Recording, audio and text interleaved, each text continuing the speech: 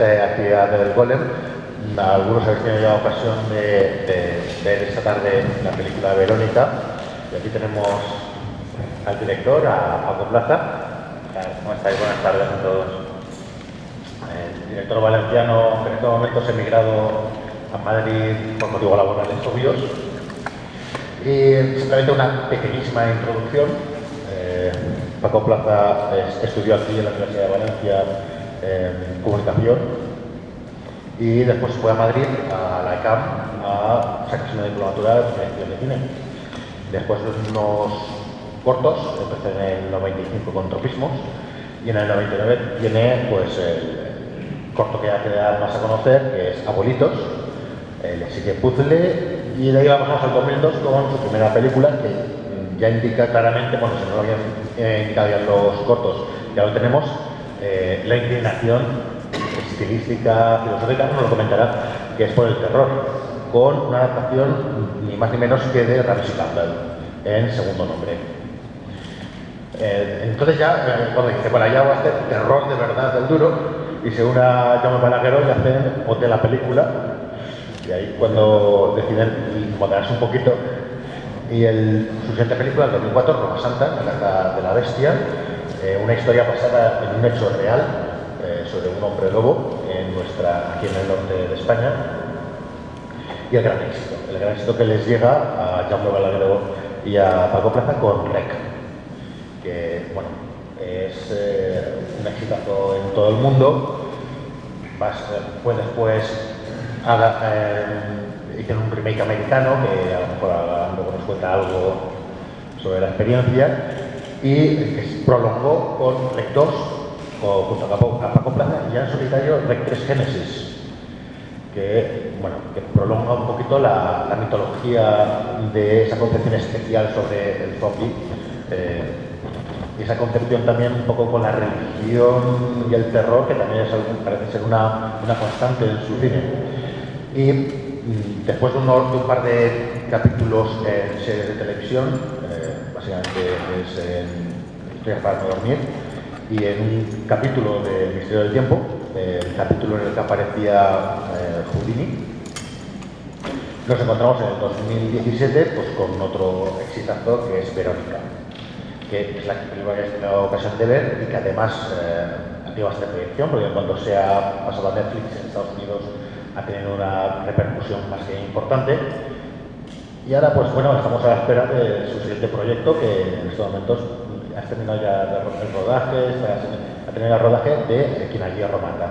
Y ahí ya te alejas un poquito de lo que es el terror, o no tanto, porque al fin y al cabo viene a ser también un poquito la tensión, ¿no?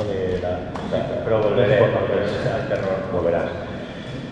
Y bien, vamos a empezar a hablar, y una pregunta que es muy evidente: ¿por qué terror?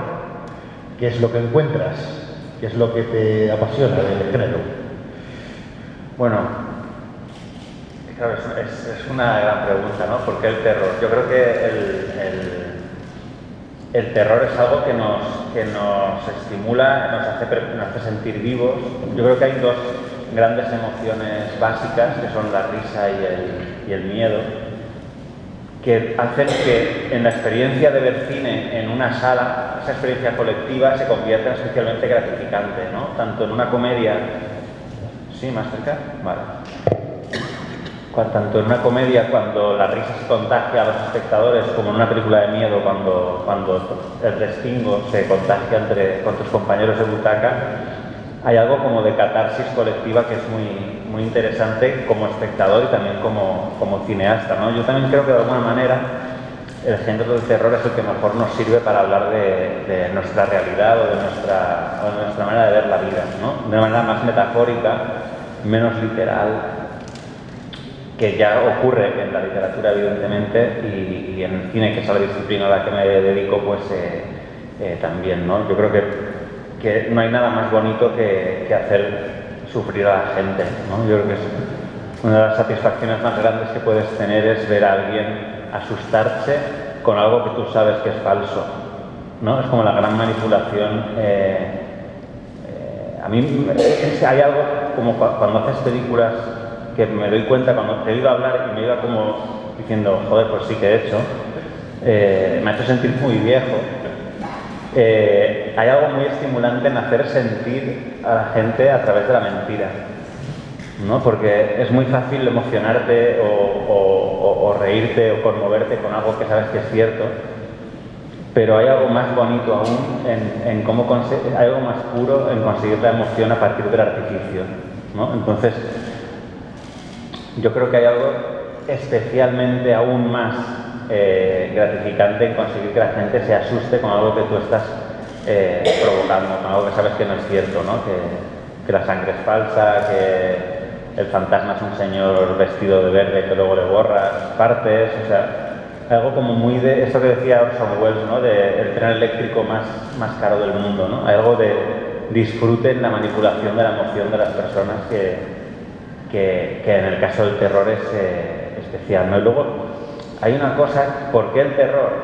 Pues por Chicho Ibáñez Serrador, que cuando yo era muy pequeño y toda una generación de directores que son mis amigos ahora, éramos muy pequeños, él tenía un programa que se llamaba Mis terrores favoritos, en el cual programaba, era una especie de comisario artístico que programaba películas de terror clásico y hizo que una generación entera de españoles, a la que yo me adscribo, creciéramos viendo clásicos del terror, del fantaterror español, que conociéramos quién era Eugenio Martín, quién era Armando de Osorio, viéramos las películas del propio Chicho, y de alguna manera creo que modeló nuestros gustos, ¿no? Porque ahora cuando lo explico a gente más joven, es difícil entender el impacto que suponía para nosotros, niños, cuando solo había una cadena de televisión o a lo sumo dos, luego empezó el UHF.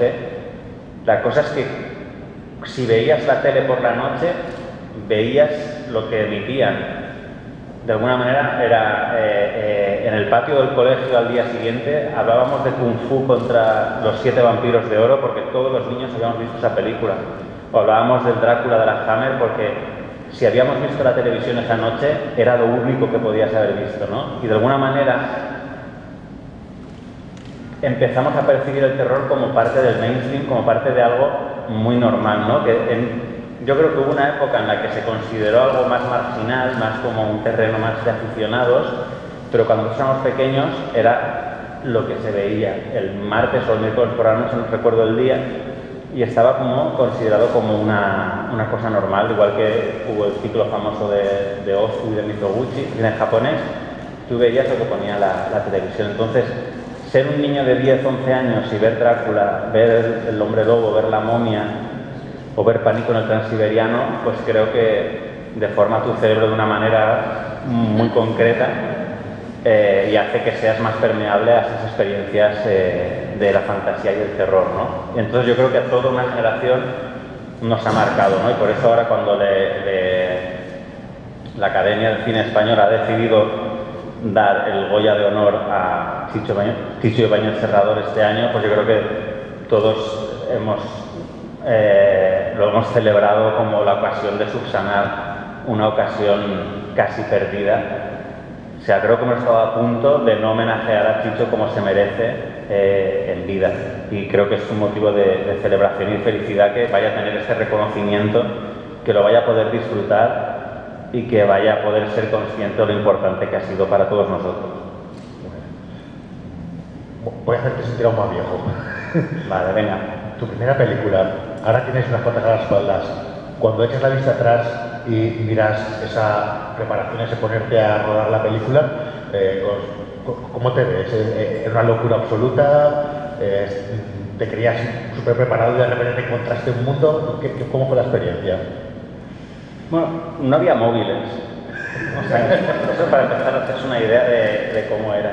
No, lo que recuerdo era, lo que recuerdo ahora mirando hacia atrás, veo cierta inconsciencia, cierta arrogancia, cierta sensación de falso control sobre las cosas, ¿no? Porque luego te vas dando cuenta de que en realidad en cada película vas aprendiendo cosas y nunca terminas de aprender, nunca sabes cómo se hacen las cosas, ¿no? O sea, creo que cuanto más tiempo pasas trabajando, más te das cuenta de todas las lagunas que tienes y de lo difícil que es llegar a controlar el maravilloso arte de contar historias con imágenes, ¿no? Y cuando miro hacia atrás veo pues más pelo, que eso es lo que más me jode, es haber perdido pelo, la verdad. Y veo mucha inocencia y veo ganas de hacer las cosas bien, ¿no? Yo tenía o sea, me miro a mí mismo con mucha ternura. La película creo que no la he visto en los últimos 15 años o así, y me daría cierto pudor verla, y creo que aún es pronto para revisarla, pero recuerdo además que lo rodamos en 35, es que el inicio de mi carrera, por decirlo así, creo que tiene una sincronía muy extraña con el final de una manera de hacer cine, ¿no? Pero bueno, o sea, es como el final del arte fotoquímico. Hablando precisamente de los móviles, no son exactamente móviles, pero sí, la saga de Rec, sí, es una saga audiovisual de la gran revolución audiovisual actual, de que todo el mundo tiene una cámara. Eso es algo que influye mucho en la manera de abordarlo. ¿Cómo os lo planteasteis, Jaume, tú? Este proyecto, que además lo llevasteis muy en secreto porque no queríais que saltara la alarma. Cuando se estrenó Rec nos decían mucho, se nos criticaba entre comillas o se nos señalaba que era muy curioso que siguieran grabando todo el rato, ¿no? Y yo creo que hoy en día es algo que ya nos sorprendería, ¿no? Que esta cuestión no saldría. Creo que hemos perdido bastante la moral en cuanto a lo que es la exposición del dolor ajeno, o sea que ahora a nadie le parecería extraño que siguieras grabando, cuanto más la situación fuera más angustiosa, mejor, ¿no? Pero en aquel entonces algunos lo decían, ¿no? Creo que es muy interesante eso como cambio social, por decirlo de alguna manera. De todas formas, a ver, estaba muy justificado. O sea, os preocupasteis de justificar en cada momento, porque ese mismo año creo que se rodó Monstruoso, y también era la misma técnica, pero ahí era totalmente biológico. Sin embargo, vuestra película de Rec no se notaba forzado, está muy bien pensado en cada momento cómo hacer obligarles a seguir utilizando la cámara como el ojo, no solamente a través del cual el espectador lo ve, sino a través del cual los propios protagonistas están viendo la situación. Claro, esto tiene que ver con el nacimiento de la propia génesis del proyecto, ¿no? Porque Rec nace un día en que yo estaba en casa viendo Aquí hay tomate, que es un programa precursor de Sálvame, que presentaba también Jorge Javier Vázquez, y pusieron unas imágenes estremecedoras de Raquel Mosquera. No sé si estáis familiarizados con quién es Raquel Mosquera, pero Raquel Mosquera es la viuda de Pedro Carrasco, que era el marido de Rocío Jurado. Este detalle biográfico no es determinante para la película, pero sí lo es que esta persona sufrió una crisis nerviosa y fue ingresada en un psiquiátrico. Que hay en Madrid. Y entonces los reporteros de este programa, Que hay tomate, la grababan desde fuera del psiquiátrico. Ella estaba en una ventana de una habitación hablando afuera, y los reporteros la grababan con un teleobjetivo y la imagen era muy granulada y se movía mucho y no se oía. Entonces cogió el teléfono fijo y llamé a Jaume a su teléfono fijo de casa y le dije: Jaume, ¿estás viendo Aquí hay tomate? Y él me dijo: ¿qué otra cosa podría estar haciendo? Obviamente sí. Y le digo: ¿estás viendo esto de Raquel Mosquera? Y me dice: sí, es increíble, tal. Y le digo: es que claro, aquí hay algo, Jaume, porque es muy interesante cómo la forma de estas imágenes, ese defecto que tienen, ese rollo de que no se oye, de que se ve un poco mal, digo, esto está consiguiendo un efecto realmente demoledor. O sea, y entonces fuimos a tomar un café, porque yo vivía en Barcelona en ese momento, entonces quedábamos mucho y estábamos hablando de esto, Raquel Mosquera, no sé qué. Y y empezamos a pensar de qué manera la forma de una imagen condiciona el impacto que tiene en ti más allá de lo que estés viendo. Y entonces dijimos, o sea, ¿cómo sería rodar una película de terror adaptando este lenguaje televisivo que realmente es muy angustioso, que no lo oigas bien, que lo veas mal? Entonces empezamos a hablar de un tema que es de lo que trata Rec en realidad, cuando lo despojas de todo el rollo de demonios y de tal, que de lo que habla es de cómo percibimos la realidad en función de cómo nos la cuenten y cómo nosotros como espectadores hay una manera de narrar que percibimos como real, que es, ahora sería, por ejemplo, si ahora hiciéramos Rec, sería en vertical, sería una grabación vertical de iPhone, porque la gente de verdad graba en vertical y entonces eso tú lo codificas como que es alguien en la calle lo está grabando. Entonces, esa manera de detectar cuáles eran los rasgos, y nos inspiramos mucho en programas del corazón y también en un programa que se llama Callejeros, habían 4 en aquel momento, y empezamos a investigar cómo estaban contadas esas imágenes para que tú te las creyeras, para que no vieras el artificio. Y entonces decidimos crear una historia para ser contada sin el artificio cinematográfico, cosa que al productor evidentemente le encantó porque era mucho más barato. Y realmente narrativamente es muy eficaz porque tú estás viendo unas imágenes que la forma te está diciendo, es como si tú redactaras una novela en forma periodística si creyeras que lo que lees en la prensa es cierto, ¿no?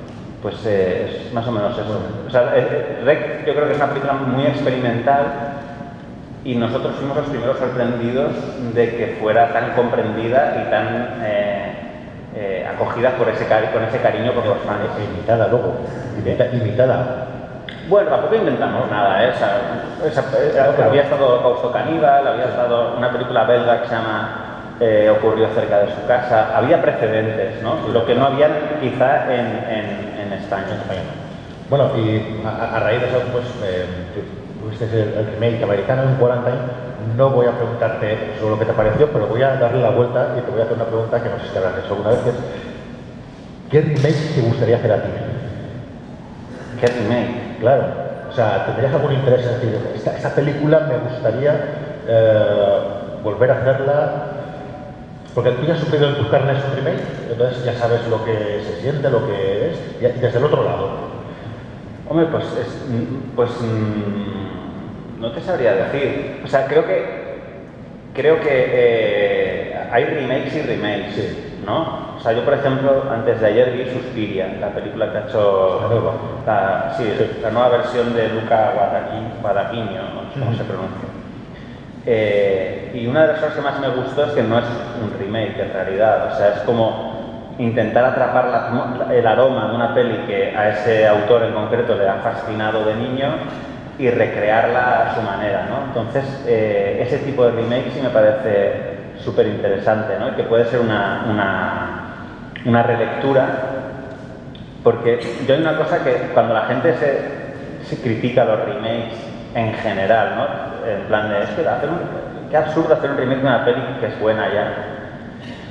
Y dices, bueno, yo cuando voy al Museo del Prado veo no sé cuántas crucificaciones y no sé cuántos martirios de fulanito o de menganito y es la misma historia pero cada cuadro es diferente y cada artista aporta algo distinto. O sea, si tú crees que realmente tienes algo que aportar a esa historia, pues ¿por qué no? Y al final, como las grandes historias son 4 o 5, amor, desamor, peligro, muerte, o sea, no hay muchísimas historias que contar. Sí creo que es interesante hacer relecturas de películas clásicas. Por lo que nos has contado antes, no es accidental que Verónica, vamos a pasar a Verónica, está ambientada en el año 91. O sea, ahí te sabes que es una conexión con esos inicios tuyos en el terror. ¿Qué más nos puedes contar sobre la concepción del proyecto y hasta que finalmente pues tenemos la película con la que nos sorprendiste en el 2017? Bueno, lo del año 91 para mí era muy importante porque Verónica es una película que trata sobre la dificultad de madurar y sobre el paso de la infancia a la juventud o a la madurez, por decirlo así, ¿no? De una chica.